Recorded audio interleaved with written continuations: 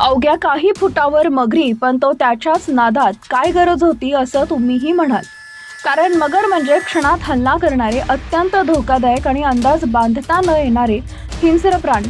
त्यांच्या जवळ जाणं म्हणजे स्वतःच्या जीवाशी खेळ मांडण्यासारखेच. या व्हिडिओमध्ये एक तरुण मगरींनी भरलेल्या तलावाच्या काठावर उभा राहून थेट त्या प्राण्यांना चिथावणी देताना दिसतोय.